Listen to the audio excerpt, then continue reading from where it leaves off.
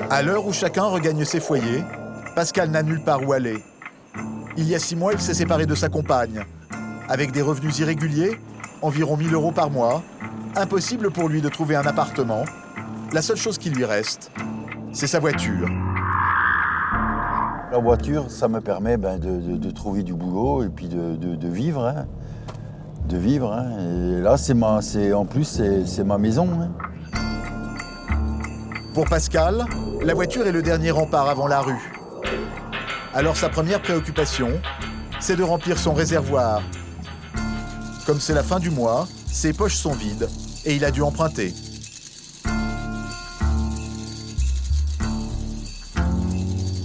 J'ai demandé à un collègue dans le camion s'il pouvait me dépanner de 10 € pour le gasoil, de quoi aller au travail demain, parce que là, je commence vraiment à être à sec. Là.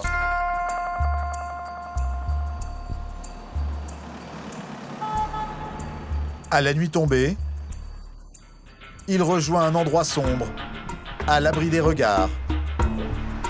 Comme tous les soirs, c'est ici qu'il se gare dans un quartier résidentiel pour passer la nuit, à l'arrière de sa voiture.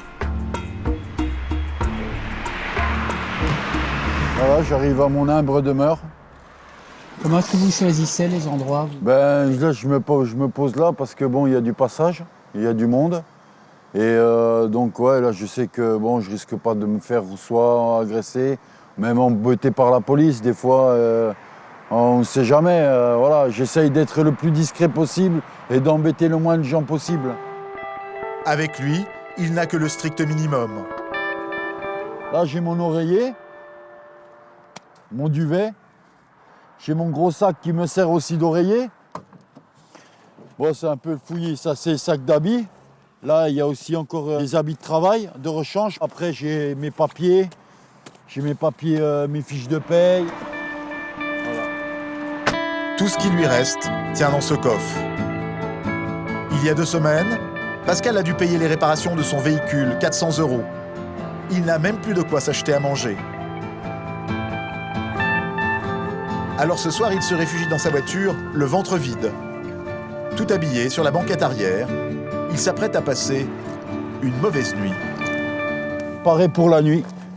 Je pense que ça va le faire cette nuit encore. Ça va le faire, ouais.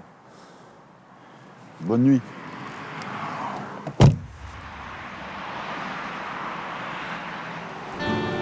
En réalité, la nuit de Pascal va être plus agitée que prévu.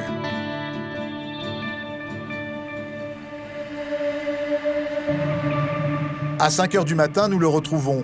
Il a déplacé sa voiture, car il craignait d'avoir été repéré par des voisins. Il fait à peine 1 degré. En guise de petit déjeuner, il grille une cigarette.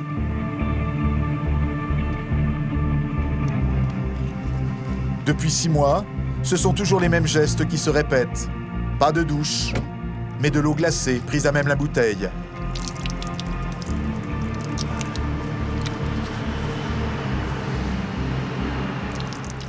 Le plus dur déjà, c'est le manque de café. Ça c'est primordial, c'est vrai que c'est dur. Et le froid, hein, surtout le froid, là on est encore en période hivernale et c'est pas évident, mais bon voilà, il faut être propre pour aller bosser. Du moins, je dis être propre, être présentable.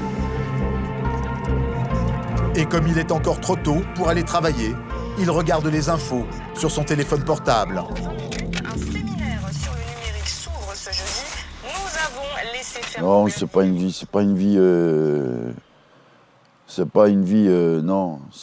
vie parce qu'on peut pas vivre toute sa vie.